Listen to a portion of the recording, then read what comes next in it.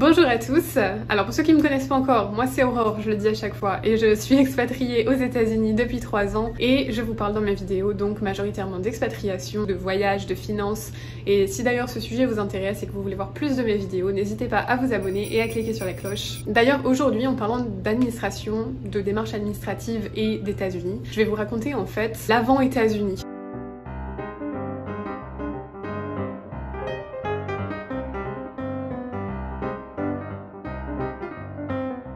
Comment ça se fait en fait qu'on s'est retrouvé aux États-Unis, quel visa nous a été proposé, le temps qu'il a fallu pour mon mari par exemple, entre les recherches et les premières propositions, puis ensuite les démarches qui ont commencé pour faire le visa, en fait comment ça se passe tout ça, quels ont été à peu près les délais entre chaque chose et quelles ont été les sommes qu'on a dû débourser pour le visa, l'assurance santé, ce genre de choses, je vais y revenir. Donc on va sans plus tarder commencer à parler de la toute première partie qui concerne pourquoi les États-Unis et pourquoi on a été amené à vivre ici. Alors il faut savoir qu'en fait, on n'aurait jamais pensé venir aux États-Unis, mais ce qui s'est passé, on y était déjà venu en voyage évidemment, et je pense que c'est le rêve de quand même quelques personnes de venir vivre aux États-Unis. Donc c'est pas une idée qui nous aurait déplu plus que ça. Mais en fait, ce qui s'est passé, c'est que mon mari était en dernière année de doctorat de chimie, donc on est à ce moment-là à bac plus 8 ans. Et moi, j'étais en fait en première année de master, professeur des écoles. On a 4 ans de différence d'âge, ce qui explique qu'on n'était pas au même point dans nos études. Mais en fait, ce qui s'est passé, c'est que cette année, donc c'était 2016 à ce moment-là. En juin, j'ai validé ma première année de master. J'ai aussi validé mon concours de professeur des écoles, donc c'est ce que je devais commencer en septembre et que j'ai commencé sur la région parisienne parce que mon mari, à ce moment-là de son année de doctorat, il savait déjà qu'il avait un poste sur Paris. Ce qui se passe en fait, c'est que c'est très recommandé pour les scientifiques en France, pour les chimistes en tout cas, je ne sais pas pour les autres, de faire une année de post-doctorat. C'est comme le doctorat en fait, tu n'as plus de cours, tu es rémunéré, c'est vraiment un travail à part entière, tu fais énormément de recherches, tu publies dans des journaux, et apparemment en France c'est très bien vu de partir 1 an à l'étranger et ensuite revenir en France. Pour les chimistes en tout cas, ça leur permet d'avoir accès à de meilleurs salaires, de meilleurs postes. Donc en fait il a commencé à se dire que pourquoi pas, même s'il savait qu'il avait un poste à Paris, pourquoi pas en fait postuler à quelques postes doctorat à l'étranger pour voir un petit peu, mais sans conviction en fait. Donc il a commencé à envoyer quelques candidatures dans des universités américaines un petit peu partout. Donc oui, je dis bien des universités aux États-Unis parce que là le choix était déjà fait, quitte à faire 1 an à l'étranger. Les États-Unis c'est quand même un pays très développé avec beaucoup de moyens en sciences, ils ont des moyens extraordinaires. La preuve, s'il publiait beaucoup en France, ici il a publié encore plus. Il est vraiment en train de faire son nom, hein. Il a également pu faire un brevet, donc faire un brevet sur une découverte c'est quelque chose qui coûte assez cher et c'est des moyens qui sont mis à la disposition des étudiants et des travailleurs ici aux États-Unis mais qui sont bien plus difficiles d'accès en France. C'est la raison pour laquelle majoritairement les États-Unis plus qu'un autre pays en fait, et aussi parce que c'est anglophone évidemment et que le but était d'être parfaitement bilingue en anglais. Au mois de juin, il y a ce qu'on appelle une grosse conférence en chimie dans son domaine qui s'appelle l'ASMS et il a été là-bas. Ça lui a permis de rencontrer pas mal de professeurs d'université qui cherchaient justement des postes doctorants en chimie et c'est là qu'il a rencontré son chef actuel et c'est là qu'il en a rencontré d'autres d'ailleurs, dont un qui lui a fait une proposition orale, lui dit qu'il était pris. Il avait une proposition pour aller au Texas.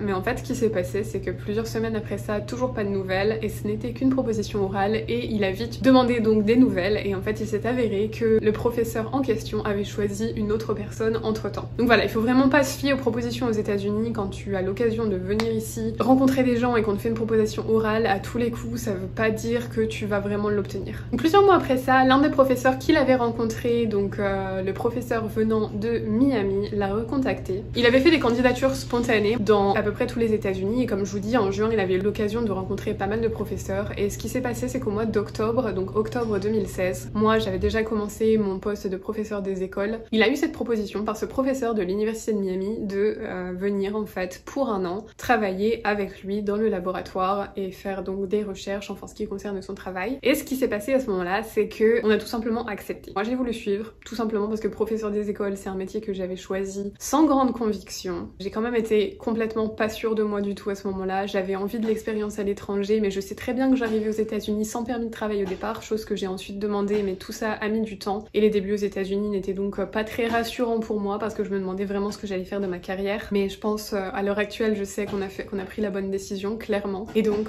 j'ai tout simplement arrêté professeur des écoles et on a commencé à devoir planifier notre mariage parce que évidemment mon mari, on lui proposait un visa mais pas moi. Donc pour pouvoir le suivre et vivre avec lui ici, il fallait qu'on se marie. Donc on a dû en l'espace de quelques mois organiser le mariage, les démarches administratives pour obtenir le visa, donc faire tout en lien avec la fac. L'université donc a beaucoup aidé avec tout ça puisque le visa dépendait de l'université de toute façon. Mais voilà, le déménagement aussi, donc c'était plutôt le mettre tout dans des cartons et voir ce qu'on pouvait faire de nos meubles et tout ça parce que on devait partir très bientôt. Donc en octobre, mon mari il a reçu la proposition mais c'était pour commencer en décembre.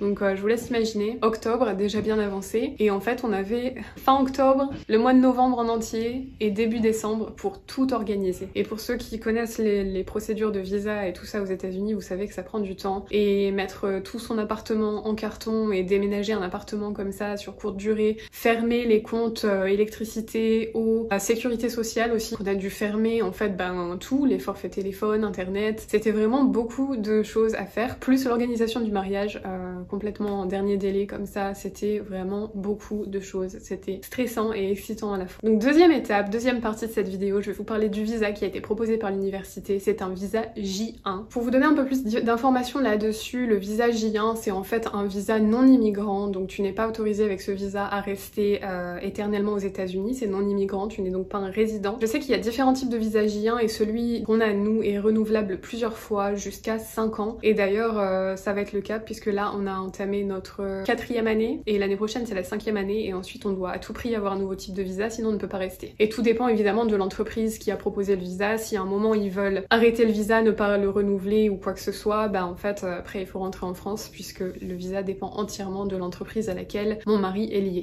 Donc c'est l'université qui s'est occupée de majoritairement tout, ce qui a facilité les choses et de toute façon on n'avait pas le choix parce qu'on ne peut pas décider nous-mêmes d'avoir ce type de visa, ça dépend comme je vous dis de l'entreprise qui décide de vous embaucher. Donc en fait on attendait les instructions, plus d'instructions de la part de l'université. On a dû remplir quelques informations pour que l'université puisse remplir notre DS 2019. Alors pour tous ceux qui connaissent les visas J1, le DS 2019 c'est un document à avoir toujours sur soi. Quand on va à l'ambassade, le visa est collé dans le passeport et renvoyé ensuite à notre adresse. Le DS 2019 est un document essentiel, on ne peut pas aller à l'ambassade sans ça, donc avant même de prendre le rendez-vous, en fait disons qu'il faut recevoir le DS 2019 d'abord. Et donc moi pour obtenir le J2, donc l'épouse du J1, il fallait qu'on soit mariés, donc c'est ce que je vous explique. En attendant ce DS 2019, on n'était pas sans rien faire du tout, on a pu commencer à fermer tous nos abonnements français, commencer à mettre toutes nos affaires en carton pour pouvoir ensuite les déposer un petit peu dispersées chez nos parents respectifs et on a dû aussi organiser le mariage. Suite à toutes ces choses que nous avons dû faire, qui était une passe un petit peu comme je le disais stressante, on reçoit le DS 2019 donc par l'université en novembre. C'est donc comme je vous disais le formulaire qu'on doit absolument avoir en notre possession pour pouvoir continuer les démarches de visa. Maintenant je vais revenir un petit peu plus sur les frais du visa. Quand l'université nous a donné tout ce qu'il y avait à remplir pour le DS 2019, tout ça, en fait on a dû aller sur un site internet et remplir un formulaire assez long. Le formulaire pour le visa ça te demande beaucoup de choses,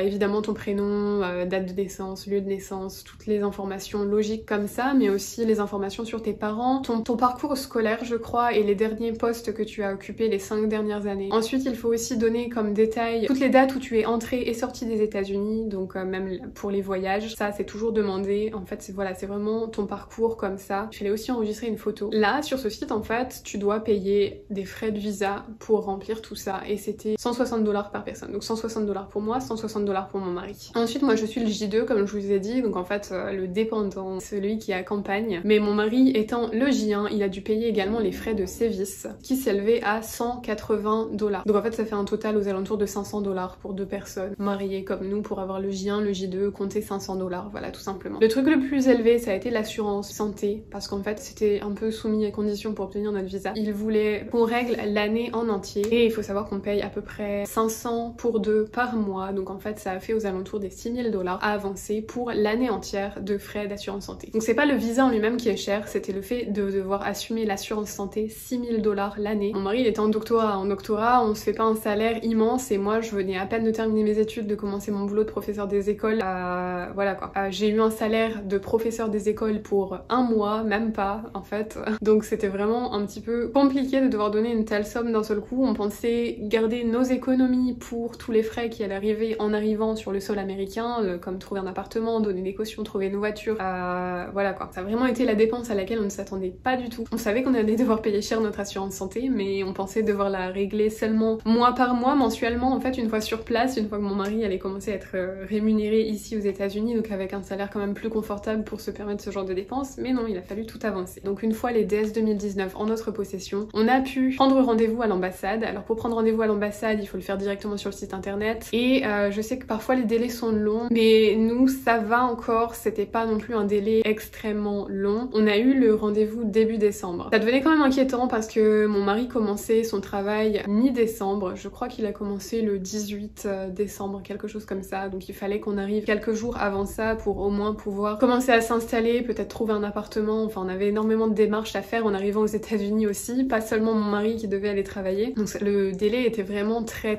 serré. Donc début décembre, on va à l'ambassade et donc ensuite après l'ambassade, il faut attendre quelque chose comme 3 à 5 jours pour recevoir le passeport. Parce qu'en fait, oui, quand tu vas à l'ambassade, tu as un petit entretien, tu montres donc le papier, là, le fameux DS 2019, et ensuite c'est quelques questions, donc c'était principalement dirigé sur mon mari. On a dû aussi d'ailleurs montrer le certificat de mariage par exemple, et c'était principalement pour savoir pourquoi il venait aux États-Unis, par qui il était embauché, en fait ce genre de questions. À la fin, ils gardent notre passeport, si tant est qu'on est approuvé pour le visa, parce que c'est toujours sujet à leur propre discrétion. Donc ils ont gardé nos passeports, et donc voilà, 3 à 5 jours de délai pour le recevoir à l'adresse qu'on a donnée. Donc on avait donné l'adresse de mes parents, c'est là qu'on restait en attendant en fait tout ça. On a dû réserver à ce moment-là aussi le billet d'avion. Parce que ce qui se passe, c'est que mon mari commençait à travailler très bientôt. Mais en fait, le billet d'avion, c'était le 16 décembre, c'est la date où on devait partir. Et ce qui se passe, en fait, c'est qu'on a reçu nos passeports avec nos visas à l'intérieur la veille de notre départ en avion. Alors, je vous laisse imaginer le stress.